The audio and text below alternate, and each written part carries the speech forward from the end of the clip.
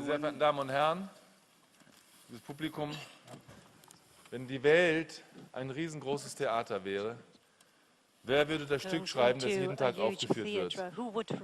Die Medien oder die Politiker? Ich freue mich sehr, dass wir in dieser hochkarätigen Besetzung heute to see that we have got diskutieren such a high-ranking und dass das panel Burgtheater here, and that diese we'll be Diskussion discussing like beheimatet. this, and that the Ich übergebe das Wort Burgtheater of Vienna an is den the Christoph venue for Michalski, dem this. Leiter And I turn the floor to Christoph und Michalski, Veranstalter the der head and Wissenschaft organizer des Instituts für Wissenschaft of vom the Menschen. Institute Danke for sehr. Human Sciences. Thank you. The floor is yours.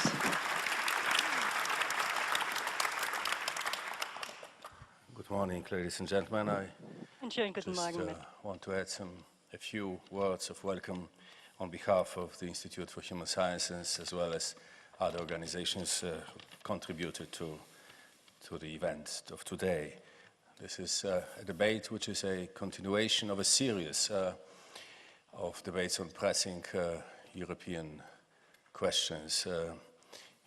The Institute organized in some major European cities with a group of European newspapers. The first took place in Milan with Corriere della Sera, the second in Berlin with the Die Welt group, the third is today with the Standard, our Viennese partner, and the series will continue in Poland, in particular during the Polish presidency of the European Union in the second half of the next year.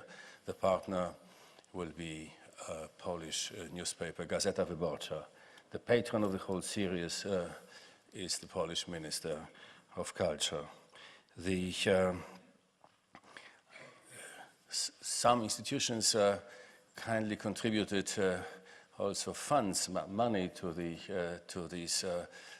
events, to this series of events, apart from our longtime partner and supporter, the Erste Stiftung. There are also two Polish companies. One is called Energa, another one Telekomunikacja Polska. So we are grateful for them, for this contribution. The IWM, Institute for Human Sciences, Institut für die Wissenschaften vom Menschen, is an institute for advanced studies concerned not only with research and scholarship, but also in fostering, initiating and fostering public debates like today. So given the illustrious round of participants and the topic, I'm sure that we are looking forward to very interesting hours. Thank you. Goodbye.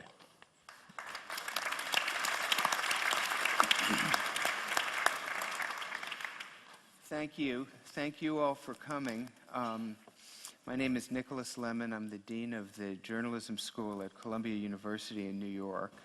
And these are the panelists whom I will introduce very briefly. I appreciate your tolerance in allowing us to conduct this conference, this part of the conference, mainly in English, although not entirely.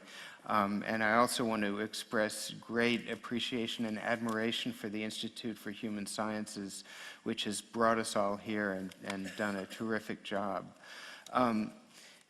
Possibly the worst joke in America concerns a distinguished public venue in New York called Carnegie Hall. And that is, a tourist comes up to an old man in the street and says, "How do you get to Carnegie Hall?" And the old man says, "Practice." So to the extent that this venue here is the Viennese or even European equivalent of Carnegie Hall, I think we all track with this joke. We have, because there's so much going on both regarding media and democracy, all of us individually and to some extent collectively have had a great deal of practice talking about this subject, and I hope it shows in what is to come. Very, very quick introductions of the panelists who need no introduction, starting here, Bodo Hombach, the CEO of the VATS Media Group, Bill Keller, executive editor of the New York Times, Ezio Mauro, editor-in-chief of La Repubblica, and Paul Starr, who's a professor of sociology and public affairs at Princeton, and in another part of his life, a longtime participant in the political magazine business through a magazine called The American Prospect. All four panelists will offer very brief opening thoughts, and then we'll go more into debate mode. So, Bodo, we'll start with you. Yeah. Right, it will be a pleasure. Thank you very much for introducing me. But you started me at the beginning, how at all the different spots of development I had throughout my life, politics, media, business, and which importance did media have for me throughout that time. But I have to say, freedom of the press for me is a synonym of democracy. It is not something we do for democracy, it is democracy itself that stands for freedom of the press. And let me explain how I can say this. I, of course, have worked as a politician, and in my life as a politician, I was responsible for campaign activities as well.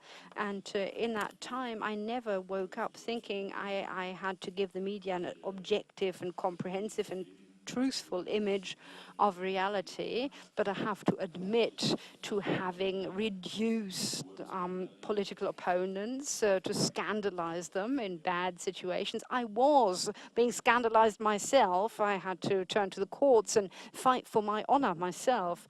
So I think I have got to know, personally speaking, actually, all the constellations that you can get into when you're dealing with media. Now, I am a responsible decision maker of within a media house.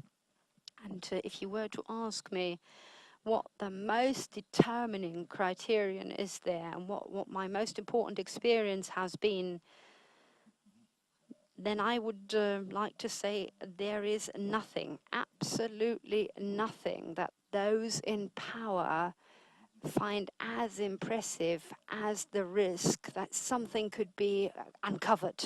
So a fact, a truth, something hidden could be uncovered. That isn't just true of the Balkans, that is just as true for all of the Western world as well.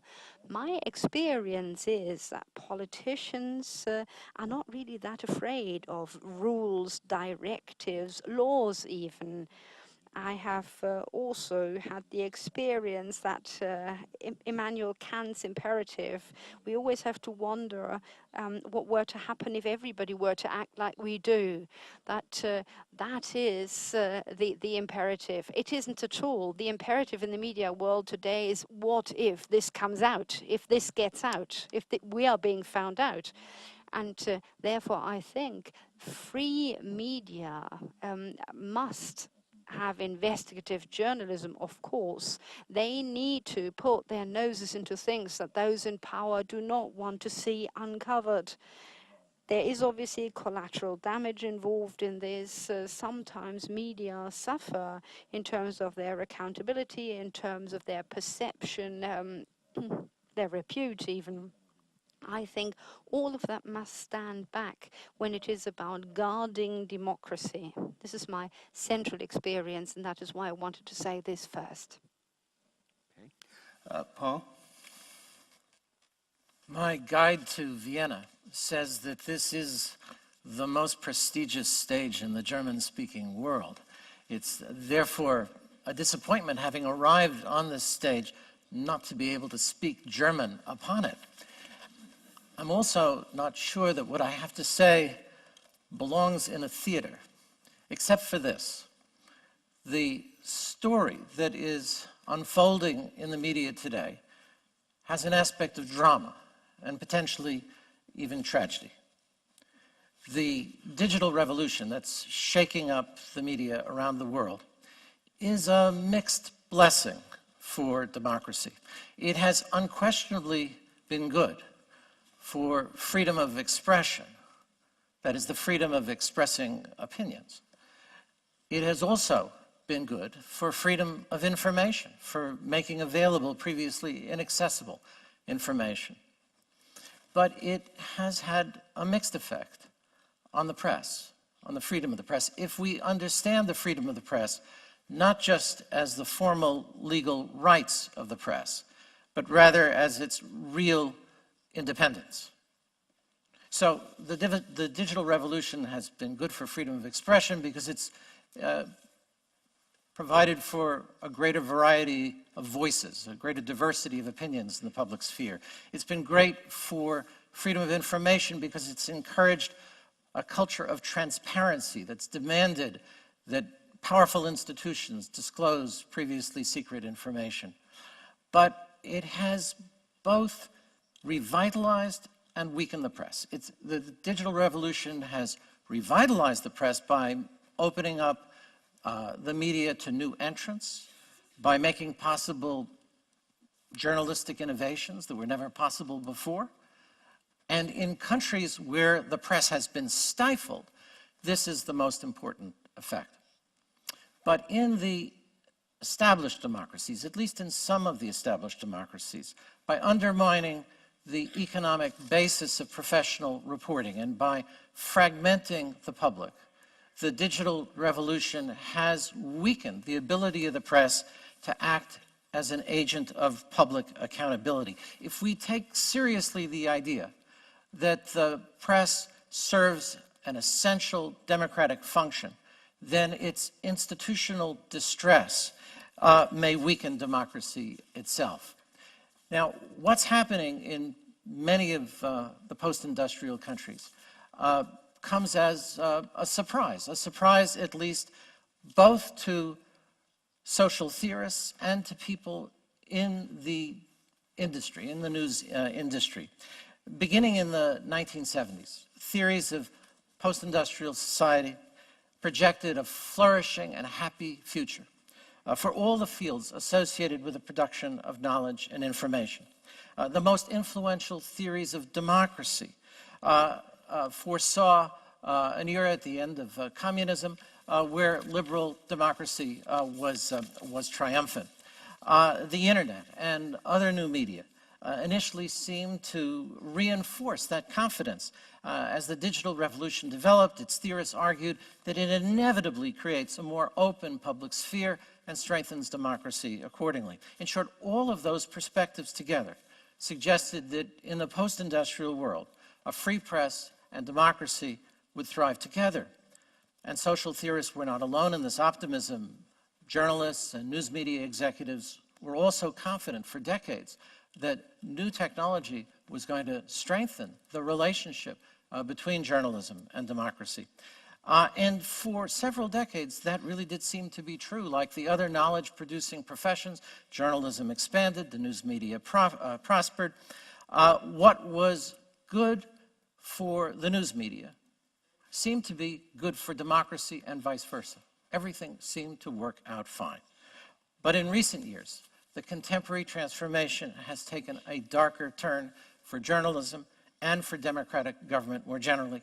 Several long-term trends have combined to weaken the finances of the news media, to reduce professional employment in journalism. There's a recent report from the OECD that over the last decade, ending in 2007, the number of journalists declined by 53% in Norway, 41% in the Netherlands, 25% in Germany, 11% in Sweden, held steady in France and Britain. In the United States, the number of journalists is down from 56,000 to 40,000. Certain kinds of reporting, like reporting on state and local government, have declined dramatically. Everywhere the news media are in some financial stress. The data on revenue for newspapers, magazines, and other news media in the rich democracies show an increase in the late 20th century, a peak around the year 2000, and then a decline, in some cases a very dramatic decline. So the expectation that the news media would inevitably flourish in a post-industrial world failed to take into account some underlying economic realities, some social trends, and emerging technologies. The prevailing optimism ignored the reality that information, including news, is a public good, and public goods are systematically underproduced in the market. The prevailing optimism failed to consider that the news media had been able to overcome this public